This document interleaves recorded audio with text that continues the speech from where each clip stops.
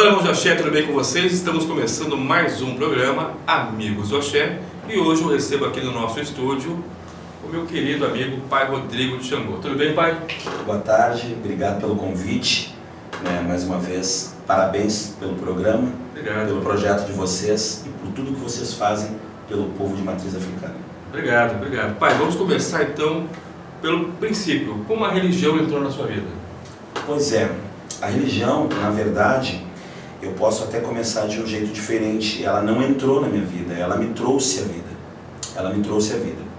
Há exatos 38 anos atrás, minha mãe carnal, falecida minha mãe, ela tinha muitas dificuldades para fazer a gestação, né?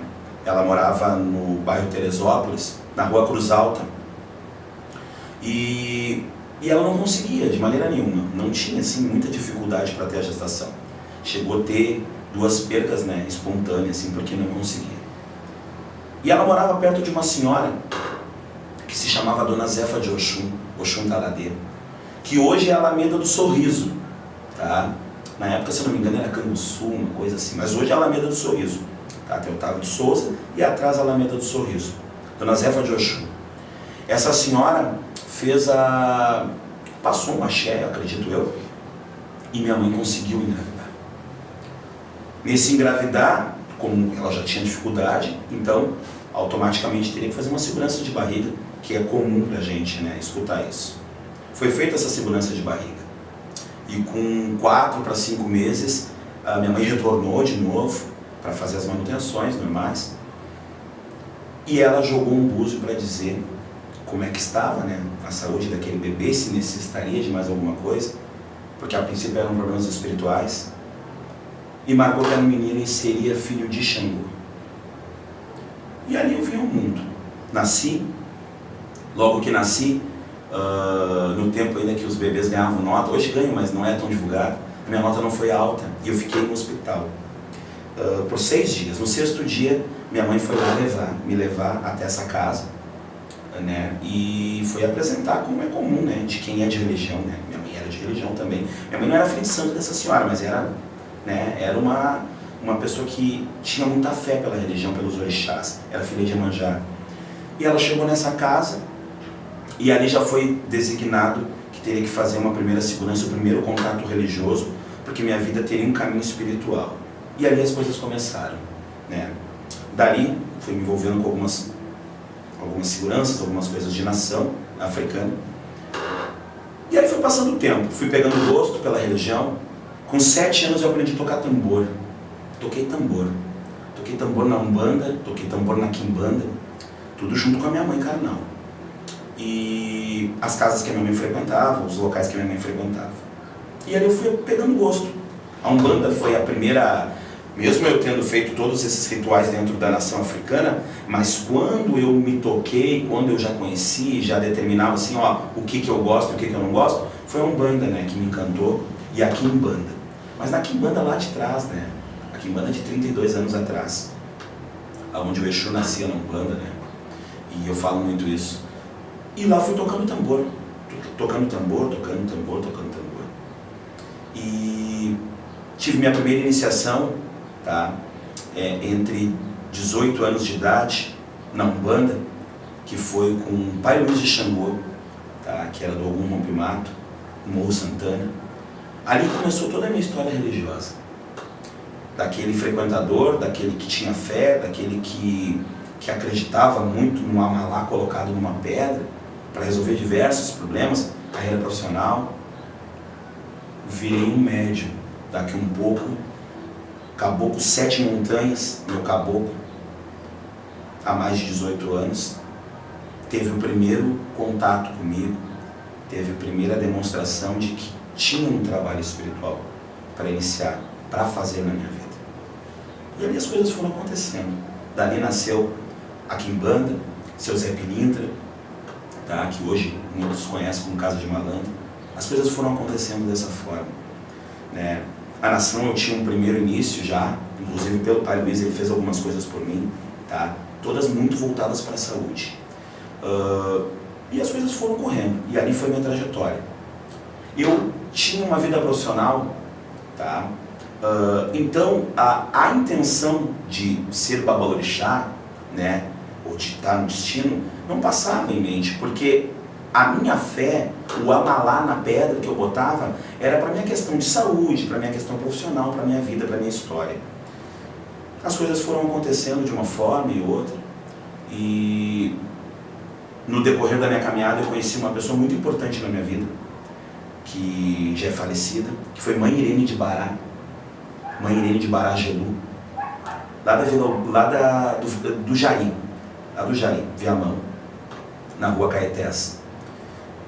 Ela fez tudo por mim, ela me aprontou, né? Ela me mostrou a nação africana, tá? E ela despertou cada vez mais o meu interesse, tá? Por esse orixá, o interesse por essa nação e principalmente entender o que a religião podia trazer para a minha vida, além de só a minha saúde ou só o lado profissional. E ali as coisas foram acontecendo, né? Eu falei que eu tive uma vida profissional, porque fora tudo isso que acontecia, eu trabalhei numa multinacional, uma das maiores, eu acho que do país, né? Não vai ser exagero se for uma das maiores do mundo, que era o Grupo Walmart. Eu fui gestor nessa empresa, né? Viajei o Brasil todo. Eu tinha uma vida totalmente à parte da vida religiosa, mas eu nunca deixei de fazer e cumprir meus fundamentos. Minha mãezinha veio a falecer, veio nos deixar, e eu entrei para uma outra nação. Ela era da nação Jejexá, tá? Da bacia do Seu Tureba, e eu entrei para uma outra nação, que é uma nação que eu amo, uma nação que me colocou hoje, inclusive aqui, nesse momento, que é a nação Oió. Sou filho de Mãe Rita de Ogum atualmente, tá? Devo muito a essa nação. E o que mais me deixa curioso com a minha trajetória é que em nenhum momento da minha formação religiosa me passou pela cabeça que um dia eu ia estar perante a um grupo de pessoas, liderando um grupo de pessoas religiosamente.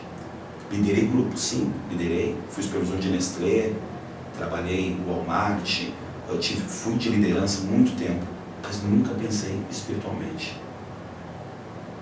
E hoje, fazem 10 anos que eu tenho minha casa aberta, 10 anos que eu toco a minha vida espiritual, 10 anos que eu me dedico a esse orixá, a Ganju, tá? Meu pai. Me dedico a Umbanda porque sou umbandista, sim. Todas as quartas-feiras na minha casa tem Umbanda, sim. Sou Exu, sou quimbandeiro da Umbanda, tá? O Exu da Umbanda, né? Casa de Malandro, seu Zé Pilintra. E o que eu gosto muito sempre de frisar é que existem pessoas que querem a religião, tem pessoas que necessitam da religião e tem outros que são chamados pela religião. E eu posso te dizer, né, com muita tranquilidade, que eu fui um chamado pela religião. Porque atrás do pai Rodrigo de Xangô, existia um Rodrigo com formação, com um monte de coisa, um monte de conteúdo guardado, totalmente diferente da religião, né? Então, se hoje estou aqui na religião, se hoje estou aqui concedendo essa entrevista, falando sobre religiosidade, contando a minha história, né, o que eu tenho para dizer é que em nenhum momento passou na minha cabeça, né, ser babalorixá, estar na condição de babalorixá, tá? E o que eu tenho para dizer hoje também é que eu sou muito grato a tudo isso que acontece na minha vida, tá? A todas as pessoas que passaram no meu caminho, a todos que contribuíram para minha estada aqui, né? E me sinto uma pessoa completa, realizada no dia de hoje, né, com tudo que acontece espiritualmente para mim, né? Tive muito sucesso profissionalmente, mas o meu sucesso espiritualmente eu posso dizer que é 2 vezes maior. Eu ia perguntar isso. O senhor falou aí sobre a sua carreira profissional. Largar uma carreira profissional e se dedicar exclusivamente à religião é uma diferença muito grande. Muito grande. E como o senhor lidou com isso? Foi fácil para o senhor? Não foi nada fácil. Essa decisão? Nada fácil. Nada fácil porque já pega no primeiro quesito, que é o financeiro. Onde tu tem uma carreira, onde tu trabalha 30 dias do mês, tá? E tu faz o teu trabalho e tu recebe por aquilo. Tem o valor certo no mesmo. Sim. Tu recebe por aquilo. Espiritualmente, às vezes tu não recebe nenhum agradecimento. Né? Espiritualmente é colecionar pedras para montar o teu castelo. O teu. Né? O teu castelo. Nada mais. É bem difícil uma decisão dessa, sabe? E eu tinha um patamar muito bom financeiro. É bem complicado. Mas não me arrependo em nenhum momento. Liderar pessoas no seu trabalho profissional é diferente do que liderar pessoas hoje espiritualmente, porque a responsabilidade é maior, né, pai? Eu sempre digo, né, na minha casa, que uma casa de religião é um hospital. Tem uns que vêm para fazer tratamento, outros que vêm apenas tomar uma dose e ir para casa, outros que tu dá a receita e não vão tomar o medicamento e depois voltam de novo. Então assim, ó, tu tem que estar a todo momento, quando tu lida com profissionais, tu administra a competência. Quando tu lida com pessoas, tu administra ânimos. Tem que ver o que a pessoa quer, o que a pessoa está buscando. Uns querem muito, outros não querem nada. Outros querem hoje, amanhã não. Né? E espiritualmente. Então assim, ó, é muito complicado. Porque a gente fala pai de santo, é o pai do santo da pessoa. E quem é que hoje respeita o seu santo? É difícil, né? Uma pessoa que respeita a decisão do seu santo. Quem é que pergunta para o seu santo se aquela decisão tem que ser tomada? Raramente. Eu vou jogar no meu pai de santo para saber o que vai acontecer. Mas se ele te disser que aquilo não é bem o teu caminho, tu já sai para uma outra porta pensando de uma outra maneira. Vou ter que dar um jeito. Meu pai ou minha mãe vai ter que aceitar. É mais ou menos assim. Então é um pouco complicado, sabe? É difícil. Para mim foi muito complicado, né? O bom é que já tinha contato de organização. O sistema organizacional que existe sim dentro de uma casa de religião. E pode existir. E funciona porque a minha funciona, né? Sendo justo a todos. Então isso me deu uma vantagem, né? Mas a desvantagem é qual? O lado emocional. O lado emocional, porque tu te envolve com aquelas pessoas e aquelas pessoas muitas estão só de passagem. Umas até podem voltar um dia, outras tu nunca mais vai ver. E qual é a relação com as pessoas que quando saem da casa? Eu sou filho de Xangô, né? Eu sou filho de Xangô, assim, eu sou enérgico, eu sou taurino e sou filho de Xangô. Eu sou enérgico e eu tenho uma coisa muito que eu carrego comigo e que eu trago de berço. Eu tenho caráter. Eu me lembro de todo mundo que possa ter me ajudado, tá? Eu me lembro de todo mundo que possa ter me estendido a mão, mas também me lembro de quem me deu um tapa no rosto. Também vou me lembrar. Né? Eu sou muito justo. Quando uma pessoa sai de uma casa de religião, raramente, isso que eu vou falar agora não acontece só comigo, acontece com todos os babalorixás e yalorixás, raramente tu continua uma amizade. Porque quando a pessoa entra na tua casa, ela entra porque virou o teu amigo. E aí vem o segundo passo, que é religioso. Tá? Ninguém entra numa casa e eu não gosto da cara dele, eu não me dou com ele, mas eu vou ser filho dele. Não, o primeiro passo é a amizade. É um cafezinho, é um chimarrão, é um jogo de búzio, é uma conversa, é uma ligação, porque tem algum problema na família ou no profissional. Tem em algum momento tu virou amigo daquela pessoa. Pela circunstância que ele se acolheu, eu vou praticar religião na casa desse babalorixá. E aí começam as coisas, começam as cobranças na religião, começam a querer fazer de uma maneira, os interesses, eu uso essa palavra, os interesses das pessoas mudam. Hoje eu já não quero mais isso. Né? E geralmente é o quê? Quando chega, está com a água no pescoço, aí dá uma baixada, porque espiritualmente cede um pouco a água. Aí a pessoa já sei fazer, já vou seguir minha vida, e eu não preciso mais disso. E a vida segue. Eu vejo assim, sou um babalorixá comum como qualquer outro, tenho meus problemas, tem muitos que saíram, né, e não gostaram, outros gostaram, enfim, isso vai ter. Né, mas uma coisa eu tenho, caráter e confiança em que tudo que eu fiz foi o melhor possível. Né. Mas as relações dificilmente continuam, né, muito difícil. Eu não vejo assim que dá um progresso de relacionamento, porque quando a coisa termina é porque trincou, e se trincou não dá para usar mais. É bem complicado. Bom, estou conversando com o pai Rodrigo de Xangô. Nós vamos para um breve intervalo e a gente volta já já com o programa Amigos do Axé.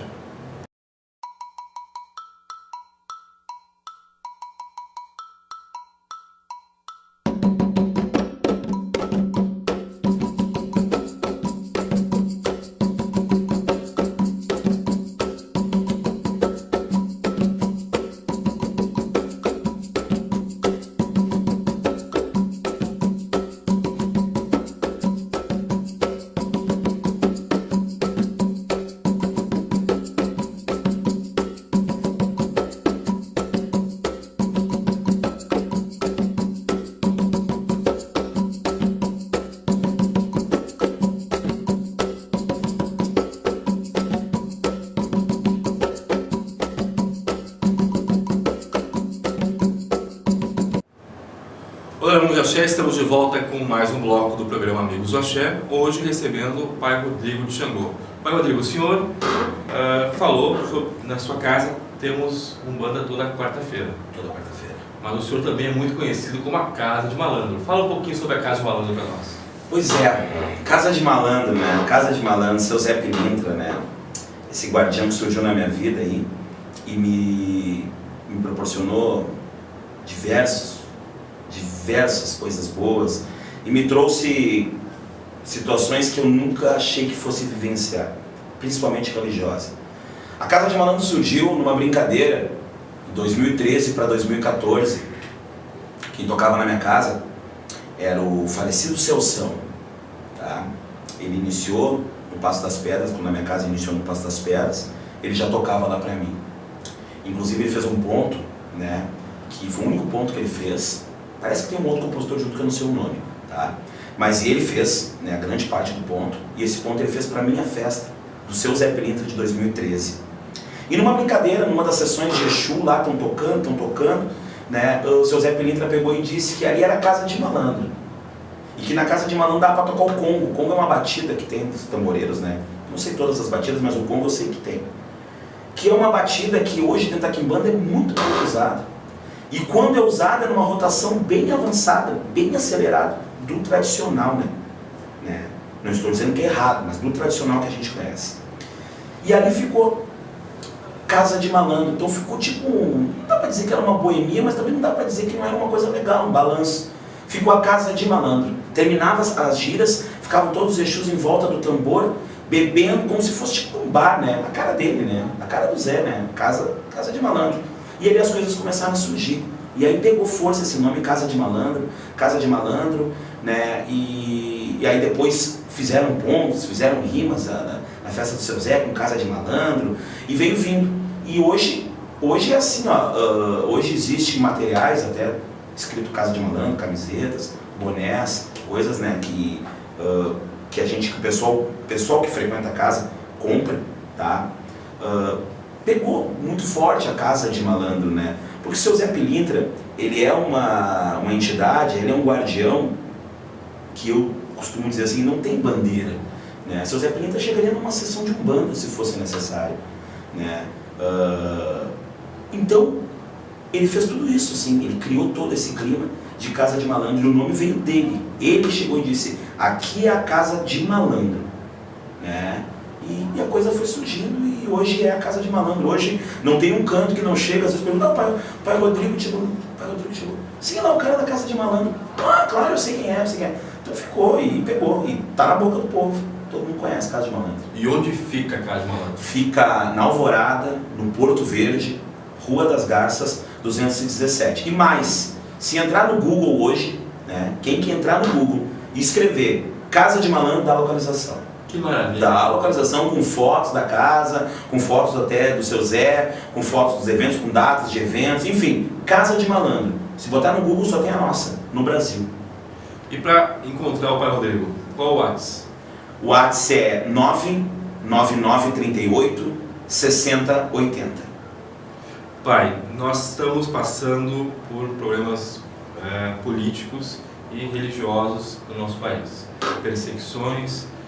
O que o senhor acha que a gente pode fazer para rebater essas perseguições que nós estamos sofrendo? Uma das coisas que eu sei que o meu depoimento vai ser contraditório, mas eu tenho que expor o que eu penso e eu tenho que expor o que eu acho que é correto, tá? Eu sempre carrego uma palavra comigo, que é o bom senso. A gente tem que ter bom senso. Tem ditados dos antigos, né, que não é porque ele te fez que tu vai fazer para ele, né? Então assim, ó, a gente começa por dentro de casa, né? O preconceito seja ele qual for, homofóbico, religioso, preconceito de time de futebol, qualquer tipo de preconceito, a gente começa por dentro de casa. Eu tenho o costume de ver se eu fiz a minha lição. Eu estou fazendo a minha lição? Sim. Então agora, a lição dele, ele que faça, e ele que corrige, ele que vê a vida dele. A gente sabe, né, que não é de hoje que as religiões de matriz africana, tá, são muito perseguidas. Mas a gente dá uma força para ser perseguido assim, ó. A gente vê nas redes sociais o pessoal postando fundamentos. Para quê? O que isso leva, na minha opinião? O que leva? O cara postar o que fez. Se o segredo da vida é o que acontece escondido. Se a base das tuas coisas é a tua felicidade, que é que dure, não conta pra ninguém. O cara expõe. E aquilo, como é rede social, se é num grupo fechado, só de religiosos, vamos fazer uma confraria e trazer as nossas fotos de obrigação. Tudo bem. Eu estou acostumado a ver cabeça de boi, de bode, de carneiro, de galho. Eu estou acostumado. Eu entendo que não é um sacrifício, é uma sacralização. Eu entendo. É do meu métier. Mas o leigo não. O leigo não. Então tem que começar pela gente. Tem que começar.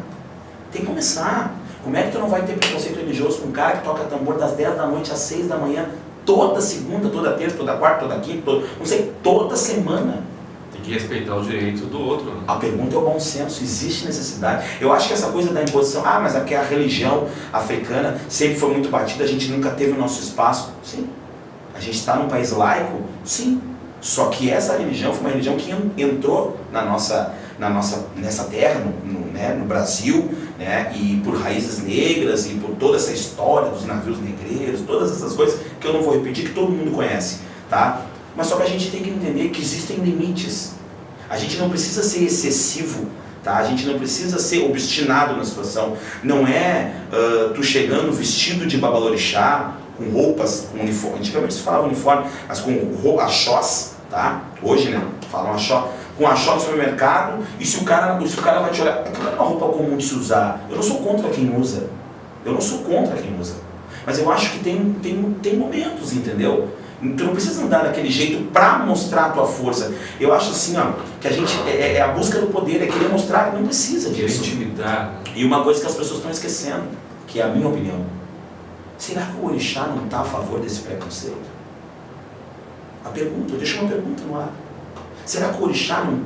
porque se o orixá tem esse poder que nós sabemos que tem, ele podia evitar essa intolerância. Mas será que não tem coisas que realmente o orixá não é intolerante? E essa intolerância não vem só de fora. Pessoas dentro da religião, um acaba falando mal do outro e atacando o outro. A busca do poder, a falta de caráter, a obstinação por ter o poder, o dinheiro, né? É uma disputa muito grande, né? É uma coisa assim, desleal porque tu só consegue, é que nem debate político, né? Tu não fala nada que tu fez, tu só fala o que o outro não sabe fazer, né? Aí tu olha pra vida dos caras, os caras não tem nada, né? Os caras não tem nada, assim, não tem o que oferecer. Então isso é que nem debate político, né? É falar que aquele governo não fez nada, mas tu também não fez. Então quer dizer, tu não fala dos teus adjetivos, tu fala dos defeitos dos outros. É muito complicado, sabe? Mas eu deixo uma pergunta. Mas será que o orixá também não está envolvido nisso daí? Porque será que ele quer que mostrem lá a cabeça do bicho? Nada contra quem faz, que fique bem claro. Mas eu tenho a minha opinião. Será que ele quer? Será que ele quer aquilo?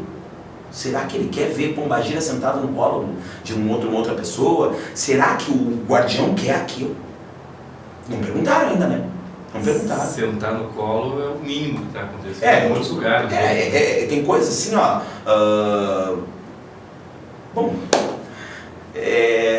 fazer 10 programas e não vou falar tudo, né? E eu também não sou o mais perfeito do mundo, mas o que eu quero dizer assim, ó, a pergunta é, o respeito. Tu tem respeito pela tua obrigação? Tu perguntou pro teu guia se é aquilo que ele quer? Não, tu tá fazendo o que tu acha legal, o que tu acha bonito, e o que tu acha que vai te colocar na sociedade, o que vai te colocar na sociedade. Uma vez perguntaram pra mim na rádio, assim, ó, pai Rodrigo, o que tu tem pra dizer do batuqueiro que hoje tem fama? Tipo, cara, batuqueiro pra mim só vou. Respeito muitos, tem muitos sacerdotes que a gente respeita, muitos babalorixás aí, tem muitos ícones dentro da religião, tá? Mas a gente só vai saber quando terminar. Qual é o legado que ele deixou? Porque tu sabe, o papel aceita tudo. Mas se tu entrar lá atrás, se tu abrir a porta dos fundos, não tem. De repente não tem nada, ou tem muita coisa. Mas é no final que a gente vai saber se a trajetória dele foi correta. Porque até agora, independentemente da idade que tem, está em trajeto. Lá no final, o dia que ele partir, né, pro Ogum, o dia que terminar, que aí sabe-se o que foi feito. Não, isso aqui foi o legado que ele deixou. Essas pessoas, né, essas histórias, essa pessoa fez isso. Né? Então é muito complicado, sabe? E essa coisa de não estar unido, da disputa pelo espaço, é muito delicado, assim, é triste. É triste porque as pessoas eram muito mais unidas, né, com relação às obrigações, à religião. Hoje tu vê o padrinho amarrar o pano do cara e no outro dia tá tocando o próprio afilhado, fazendo coisa pro afilhado, né? Pais de santo mexendo em obrigação para fazer o filho fazer o que ele quer. Então assim, ó, é complicado, sabe? É muito difícil, né? Por isso que as pessoas ficam com medo. Agora, aí volta a minha pergunta: será que o orixá também não quer que isso aconteça? Para parar com essa coisa? Sabe? Para parar com algumas coisas erradas? Entendeu? Tem que olhar bastante. Mas nós estamos em ano eleitoral, nós teremos eleições este ano, e nós ainda temos poucos representantes na política. Política e religião, o senhor acha que é importante caminhar juntos? Eu acho que a religião não combina com a política, no sentido da religião estar dentro da política, envolver a política, envolver santos, orixás, envolver dentro de um comício religioso, dentro de um comício político, desculpa. Isso eu acho que não combina. Mas eu acho assim, que nós precisamos de um representante, sim, tá? Até para que o nosso tambor não seja só escutado da rua, de dentro de uma Câmara de Vereadores, tá? De dentro da Assembleia Legislativa, de dentro do Palácio, enfim. Nosso tambor é escutado só lá de fora. Precisa de um representante lá, né? Mas esse representante, ele tem que estar muito bem preparado, e não precisa nem ser religioso de repente. Ele não precisa ser um pai de santo. Quem é que disse que tem que ser? Onde é que está escrito? Não tem. Ele precisa ser um religioso que entenda o nosso espaço e que nos dê o direito de fazer as coisas que a gente necessita. Ah, mas aí ele tem que saber matar galo e galinha. Não, mentira. Isso não é verdade. O cara só tem que ser um cara que não tenha preconceito e que entenda quais são as reais necessidades das religiões de matriz africana. Só isso. Mas se ele for um pai de santo, eu acho que por ele conhecer as nossas necessidades, fica mais fácil, não acha? Mais fácil. Que um simpatizante. Mais fácil. Só que a ascensão dele dentro do pleito, a votação dele vai ser desse tamanho. Perto de uma pessoa que é política, entendeu? Porque até o povo de axé não apoia, né? Claro que não. O diretor de um hospital é um médico. Tá errado, tem que ser um administrador de empresa. Tá? O diretor de uma escola é um professor. Tá errado, tem que ser um administrador de uma empresa. Porque a escola é uma empresa. E política é o quê? Precisa de um político que se identifique e faça algo. Porque de repente o babalorixá não está também tão preparado pelo povo. Porque não precisa ter só o voto do povo de axé. Ele tem que ter o voto das pessoas. A religião de matriz africana tem que estar na pauta desse político. Essa é a minha opinião. Claro que se for um representante nosso, tá? Será que ele vai lutar pelos nossos direitos ou pelos dele? Ou pelo que ele quer? A ascensão que ele vai buscar? Ninguém tem certeza.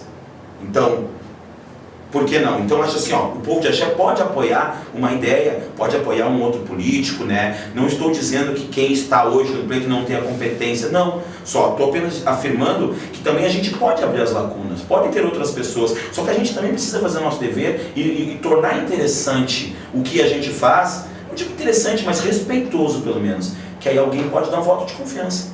Se em todos esses anos não for dado um voto de confiança, tem que entender por que também não foi. Tem que estudar por que isso não acontece. Não é só simplesmente botar um número ali, escolher um partido, se legendar, fazer um galeto e sair buscando voto. Não, tem que ter uma coisa legal. Senão a gente vai continuar errando de novo. Porque não dá para esquecer uma coisa. Se tu botar um vereador numa Câmara que tem 32, tem 31 para votar contra. Não vai dar certo também. Não é só botar um representante lá. Tem que passar uma ideia legal. E tem que ter alguém. Pode ser um pai de santo, pode ser uma mãe de santo, pode. Mas não quer dizer que não possa ser uma pessoa de fora, um simpatizante, que de repente pode até olhar com mais carinho. Né? Porque de repente aquele pai de santo tem um interesse por uma região, ou de repente a mãe de santo tem interesse por uma situação. Enfim, todo mundo tem os seus interesses. O simpatizante também pode ter um outro interesse. Mas eu acho que dá para abrir mais. Eu acho que querer botar só alguém do axé não vai entrar. Classe não elege classe. Quem é que tem de classe que foi eleito até hoje? Classe não elege classe. Sabemos que o pessoal que é, na minha opinião, são protestantes, né? O pessoal os evangélicos, né, colocam lá, mas eles têm uma coisa totalmente diferente, eles têm um trabalho psicológico enorme que é fora do comum, entendeu? É fora do comum. Né? Então, eles colocam porque eles são, não é que eles são, na minha opinião, não acho eles unidos, eles têm um propósito. É isso, na minha opinião, eles não são unidos, não são, eles têm um propósito, eles têm um objetivo, são militares, têm um objetivo, vamos até lá, e eles vão de mão dada. De repente falta isso para nós, um propósito, né? De repente é o que fala. Uma organização, um propósito. O que nós queremos? O que nós queremos de verdade? Eu vejo dessa forma. Mas que o preconceito é grande contra a nossa religião, existe sim, e eu estaria falando uma bobagem dizer que não existe, mas a gente também tem um pouquinho de culpa. Tem muita coisa acontecendo que não precisa ser dessa forma, não precisa. Bom, nós estamos terminando o nosso programa, eu quero agradecer a sua presença e gostaria que o senhor deixasse um recado para os nossos telespectadores aí. Bom, primeiro, eu quero mais uma vez agradecer a ti, a Rita. E eu que agradeço, né? O pessoal. É um prazer estar com o senhor aqui. Obrigado. Ao pessoal da revista Filhos de Fé. Fiquei muito feliz de participar do programa e saber que esse programa está indo ao ar, porque eu torço pela felicidade dos outros e isso aqui é uma evolução da revista, tá? E parabéns também pelo próximo evento que vai ter, 18 de maio, Quimbandeiro, tá? E o teu trabalho que tu faz, o teu trabalho da Rito, da revista Filhos de Fé e agora a TV Filhos de Fé, é muito importante pra gente, né? Muito importante para quê? Para dar visibilidade. De repente, para um leigo ver uma entrevista ou escutar um outro tipo de fala e achar assim, não, mas existe uma coisa diferente. Não só o normal, costumeiro, né? Não só o tradicional que a gente está acostumado a escutar. Existem pessoas nesse meio que pensam diferente, né? E eu quero agradecer mais uma vez a oportunidade. Quero deixar um abraço para todos os meus filhos de santo, né? Para minha esposa, para minha família. Deixar um abraço para a Casa de Malandro, para todos os meus amigos, né? E dizer que sou batuqueiro sim, sou religioso sim, não tenho vergonha de ser religioso, tá? E sou contra qualquer tipo de preconceito que possa existir. E deixar um recado para todos, existem outros pensamentos dentro das matrizes africanas, das religiões, existem outros pensamentos, quem sabe não vai ter outras ideias, é isso que eu deixo. O pai Rodrigo de Xangô vai ser homenageado no terceiro troféu Quimbandeiro de Ouro e eu quero agora aqui, ao vivo, fazer um convite para o senhor, que o senhor faça parte da nossa mesa oficial de abertura. Eu agradeço, mais uma vez, são vários agradecimentos pelo carinho que sempre fui tratado, por ti, pela Rita, que tem um carinho enorme por mim, e sempre que eu puder estar junto, sempre que eu puder colaborar, sempre que eu puder trazer alguma coisa para agregar, eu quero, sempre que eu participar, eu quero agregar. Dizem que o filho de Xangô é polêmico. Não, eu não sou polêmico, eu sou instrutivo. Eu só acho que dá pra gente pensar diferente. Tem muitas coisas que a gente pode fazer, só precisa ter uma outra visão. Só precisa sair daquela circunstância. Até quando a gente tem um problema, a gente dá um passo para trás para ver de fora como é que está a situação. Quando volta, tu sabe fazer. Então eu quero agradecer, fico muito lisonjeado, muito feliz de participar da mesa, tá? E de ter ganho o terceiro ano. Tô junto, tô junto com a revista. É verdade. O meu progresso é junto com a revista Filhos de Fé, E tô muito feliz mesmo. Obrigado. Eu que agradeço. Bom, finalizamos então mais um programa Amigos do Axé, hoje com o pai Rodrigo de Xangô. Até o próximo programa, um beijo no coração de todos. Axé.